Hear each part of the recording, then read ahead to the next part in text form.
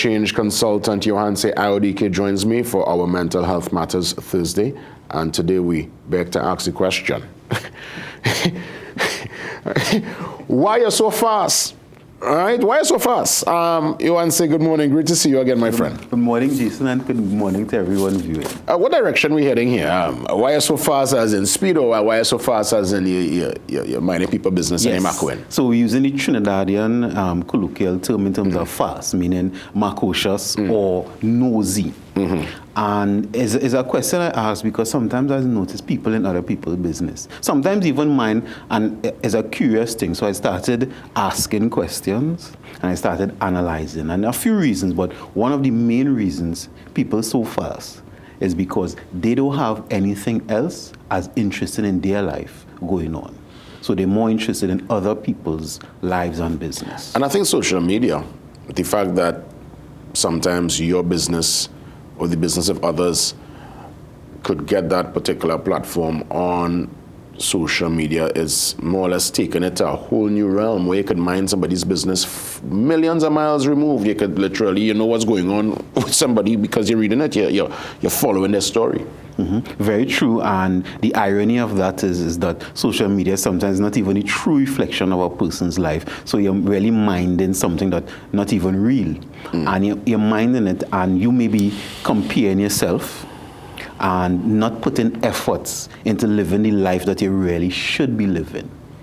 But is it something that, is it cultural? Because, you know, you grow up hearing, oh, they're living by a corner house, you know, you're minding your neighbor business. People seem to always peep out the window. That's something we have seen depicted in literature, via the books, on stage, via theater, even on film. It seems like it's a cultural kind of existence, a cultural part of the Trinidad and Tobago, and probably by extension the Caribbean fabric.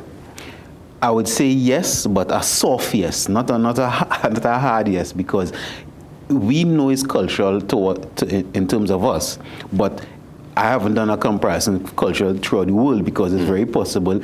If you don't have much going on in your own life, no matter where you're from, you'll be interested in other people's business. Or, and let me think, if there's a culture where self-development may be a more prevalent aspect of their culture, then they'll be less prone to be studying other people's business. And why I say that is because I realize being nosy, being fast and studying other people's business sometimes could be even a reflection of self-hate. You know? Let me explain why I say that. Because none of us perfect. All of us have certain goals, certain heights, certain things that we want to improve on. But if you're spending time studying other people's business instead of minding your own business, that is a form of self-hate. Because if you're fat, go in the gym, spend time in the gym. If you don't have the qualifications you have, go spend time studying. If you need to spend more time with your family, do that instead of studying someone else's business. But let me ask, and I want to put a little twist on it. Minding people's business and having information, so now you're an information gatherer. You are holding on to information. You have access to this piece of information. Does it now make you relevant, make you popular, make you an interesting person? Because if you're the person in the workplace that you know what's going on with everybody, when you sit down having a little coffee break and you're passing on this information, you become the storyteller. You are the go-to person. There are people like that in every organization, huh? Yes. Now, using the word storyteller, right? Different from somebody who's slandering, different from a gossiper, because it have storytellers all over, and storyteller to me have a positive connotation. Paul Keynes Douglas is a storyteller, if you understand what I'm saying, right? Yeah. But somebody who uses it for malicious intent, that's not just a storyteller, that is somebody who specifically using it for gossip, so that more could be described as a gossiper. So I understand what you're saying, and there are many people, even in my family, my mother is the person who gathers the family's information and curates it, but it's not used for any malicious intent. But if you're using that now for some kind of malicious intent, then that's where there's a problem. Yeah, very interesting, because we find ourselves in ever-changing times. Even with the crime situation that impacts every community, there are people who cameras, they would peep out the window, they know what's going on, and if something was to jump off in a set area, They can now give, what you want at that point in time is information. So you might go to that corner house, so you might ask a neighbor, you see, if you notice, I don't know if it's something you've observed, you ever notice you're driving into a community and people staring into your car, you want to say, piercing the eyes, and it's, us being on TV thing, that's just the order of certain communities. You driving in, they don't know the car, you want to say they're watching, they could tell you that the man out in a white blazer, he's a ras. They could describe you, because they're fast, they're watching. And I believe it's part of self-preservation and safety for the said space, because you don't know if you're a shooter or if you come to do harm.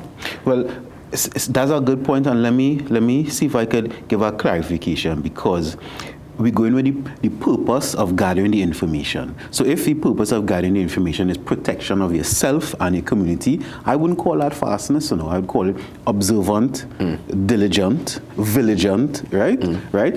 But I wouldn't say that fastness, because usually in the context that we use it here in Trinidad, fastness usually has a negative connotation. So you just want to know the information so you could use it in some way that is not beneficial to yourself or to others. How does one protect themselves in a community, in a workplace, from people who are really trying to pry and get information and really be all up in your source, up in your business, up in your relationship, looking at what's happening in your life? How does one find themselves, or at least try to get a layer of protection? Set boundaries. You don't have to answer every question. And especially in the workplace, I remember I learned this early. I remember one of my first jobs, I reached late, and I was explaining to my manager why late, and he said, I don't need to know all of that, He said, you could just say it was something personal. And I realized that was a good lesson for me there, because I was over-explaining myself. And sometimes people, because they don't want to look bad, or because they want to impress someone, they may overshare and give more information than is necessary. But the truth is your information, and you never know how somebody's going to use it. Great piece of advice. I'll let you have the final say, Yuanse. Even though there's information out there, concentrating on what is important to you is more important than looking at other people's business. Don't complicate your life, because even though life is not easy, it's really not that hard. Thank you for listening. Great advice. People really sometimes overshare, and sometimes that information could be used against you. Huh? Correct. So be very mindful.